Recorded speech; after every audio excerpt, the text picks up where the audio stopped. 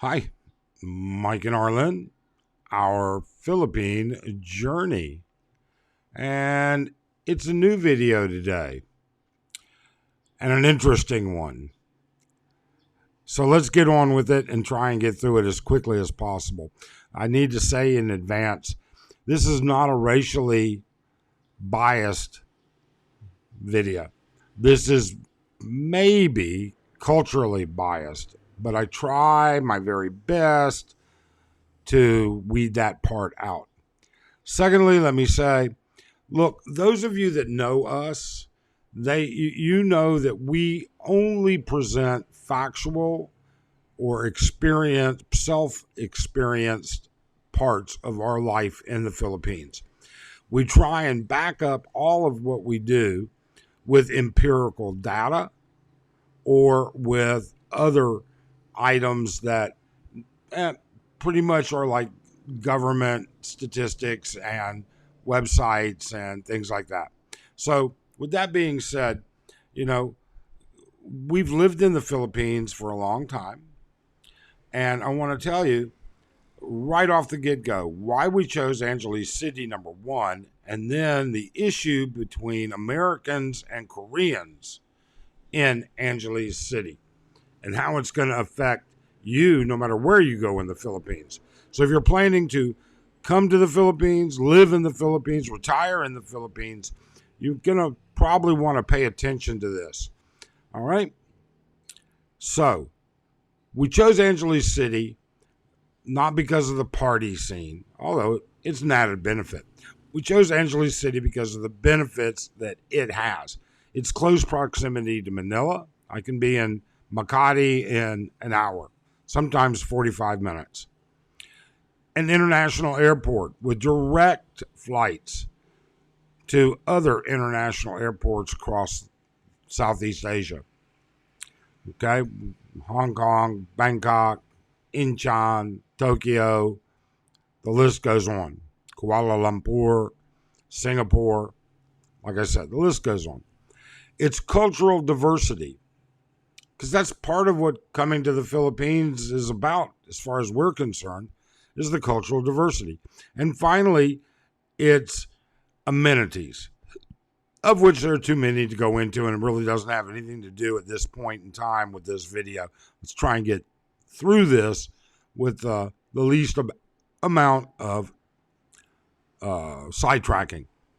So, this is not Angeles City 5 years ago. We're talking about today.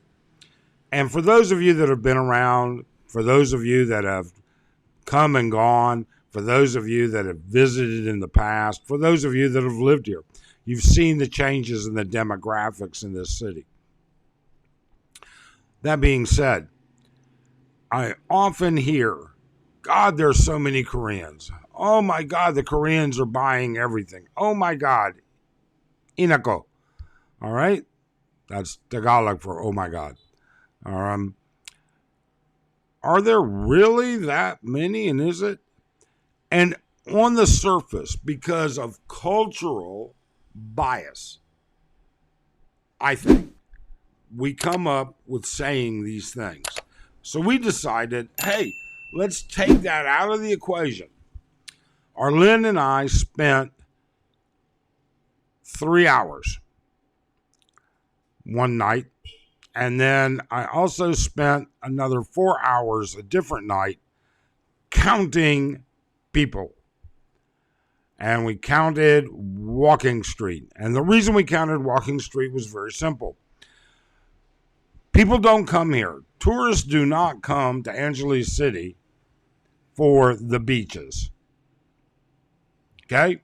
We all know why they come here, and you don't have to like it. You don't have to agree with it, but it is what it is. Okay? Arlen and I sat down in front of the Carousel Bar, previously Centura, previously Carousel, all right, at their new remodeled sidewalk area, and we just munched on snacks throughout the evening, and had Diet Coke and water. Arlene's job was to count Asians. Okay? That was important to us, counting Asians, because I can't tell the difference between a Korean, a Japanese, Taiwanese, Chinese, all right? And I don't mean that offensively. I just wasn't raised in those different places to notice those differences, even though I was raised in Asia for a number of years, all right? It's not something in my adult life that I did. My job was to count Caucasians because you can't tell by looking at somebody if they're Australian, British, American, New Zealanders, whatever. So even though it says Koreans versus Americans, well, okay, maybe that's a little bit culturally biased. What it really should be is Asians versus non-Asians, maybe. But I couldn't find a way to really get that across. So we sat there and we counted them. For 3 hours, we counted, just so you know how the statistics were formed, because I think that, it's important for you to understand the empirical values, how we got those values, and how the statistic was formed.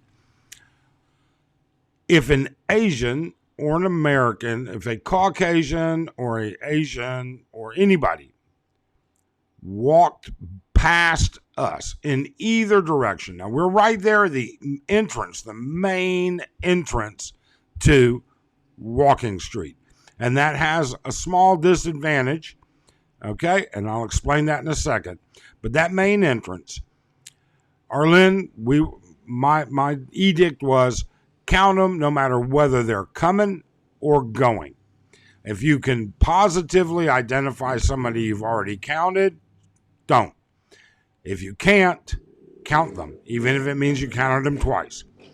I applied the same aspect to my count. It is a little bit different and maybe biased because there are 3 entrances to Walking Street. You've got the Walking Street right there, Fields, where it turns into Walking Street. You've got an entrance into Walking Street from A Santos over by Tequila Reef. And then you've got the entrance exit, obviously, at MacArthur, excuse me, at MacArthur, where McDonald's is. Okay? The cultural difference between people has an impact here. And that is Koreans tend to come in larger groups. They're traveling in groups of friends and buddies, and they're coming in groups. And they're coming by private vans generally. Okay? 6, 7, 8 of them in a van, dropping them right there at the front, what I call the front entrance, or the entrance where Fields Avenue and MacArthur is. So there may be a slight advantage there because Westerners, Caucasians tend to come in much smaller groups of 1, a lot of single, groups of 1 to 3 or 4. You very rarely see large groups over 4. It's not that often. Now, I'm not talking about, them and their Filipino girlfriends. We didn't count Filipinas either at all. So, what did we come up with? Well, here's what we came up with. From 6 p.m. to 7 p.m., Arlene counted 179, and I counted 157. Okay? From 7 p.m. to 8 p.m., 146 versus 140. And from 8 p.m. to 9 p.m., 92 versus 98. And what did that do? Well, that gave us 395 to 417. So 417 Asians, 395 non-Asians.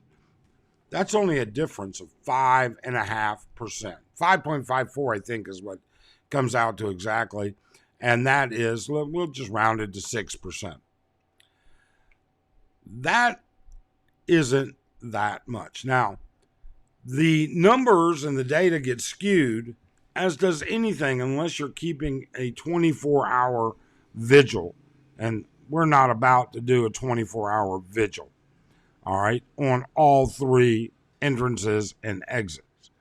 That's just not going to happen. And my willingness to extend to YouTube time, effort, sweat, and everything else is limited. Okay? But one of the things to keep in mind, Koreans bar hop and drink all day and all night. And because of that, you end up with, at that 6 p.m. time, quite a few Koreans leaving because they've already been there since 4 o'clock, 3 o'clock. Koreans are very quick at the bar. They come in, I think this is going to sound terrible, but they come in, they find what they're looking for or they don't, and they go. They either grab a snack or they go shopping somewhere else. One or the other. My point with all of this is, how does this and why does this matter to you? Okay? I mean, Koreans are fine people. Never had a problem with them. I have, one that lives right across the hall from us and another one down the hall. Nice people. They're here to have fun. Well, let's figure it out. Why are more Koreans? There are more Koreans and they're going to be more Koreans. And the reason behind it is simple. They're a 4-hour and 20-minute flight. You, Caucasianers, are anywhere between 7 hours and 14 hours. And if you're coming from the East Coast of the United States, because I'm also counting Brits and Australians get here faster than everybody else. But if you're an American, you're coming from the East Coast or West Coast, that makes a big difference. So now you can add another 4.5-hour flight from the East Coast and then turn around with a 2-hour layover maybe, and then another 13, 14 hours. And that's if you have a direct. It's easy to get there. It's easy for them to get here. Very easy. It's a weekend trip for some of them. They can leave Friday afternoon from Incheon and they can be on Walking Street at 10 o'clock. You can't do that from the U.S., right?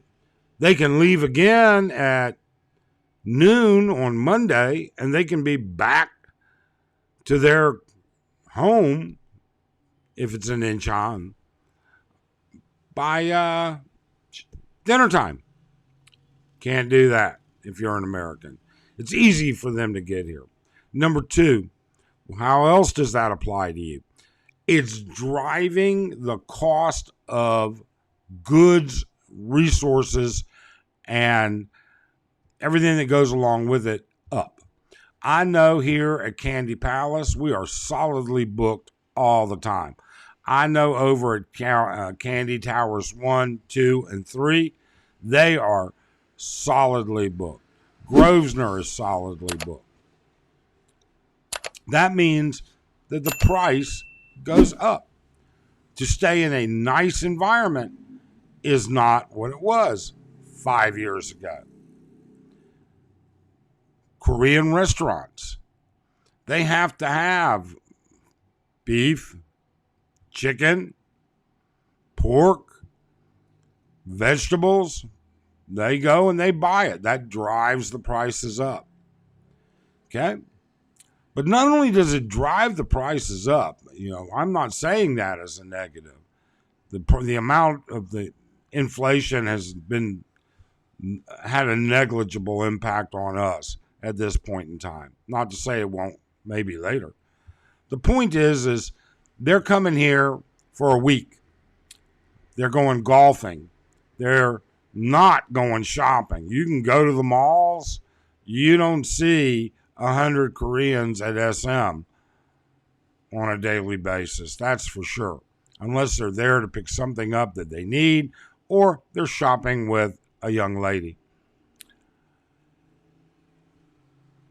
But it's driving the cost of everything up, and that is driving the cost of living here in Angeles City up.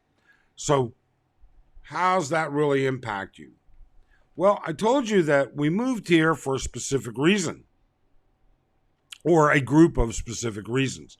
And one of those is the potential growth. And it has been everything I expected it would be, not counting pandemic issues.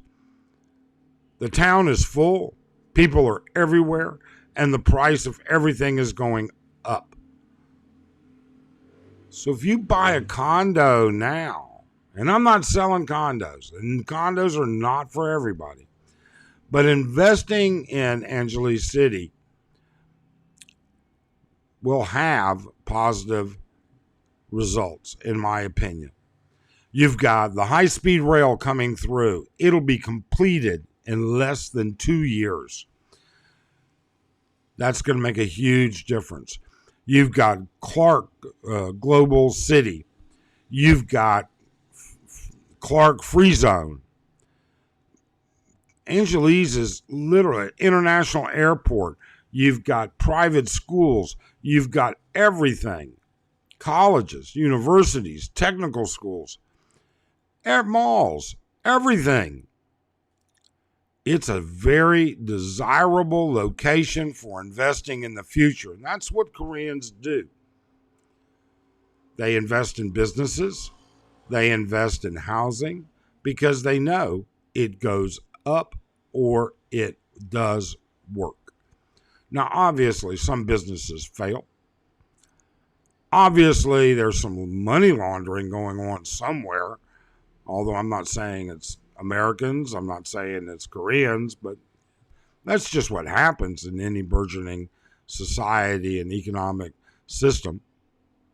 But what I'm getting at is it's happening, and you need to pay attention. So if you're thinking of retiring here, come and visit. If you're thinking of living here, come and visit. And then think about, you know what? Perhaps purchasing a condo is an excellent investment decision. It's not for everybody. If you don't have the excess funds to do it, and I certainly wouldn't stick my life savings into it, but that's going to continue to rise. And it's going to continue to rise because in the next video, I have exciting, super exciting news. I mean, something that was just very quietly announced yesterday. And it is going to blow Angeles City open. It is the beginning of incredible growth for this city. So look, we hope you found this entertaining, informative, something. All right. We hope you subscribe. We certainly hope you hit that thumbs up and hit that notify bell, because tomorrow is going to be a blow you away future of Angeles sneak peek. Okay.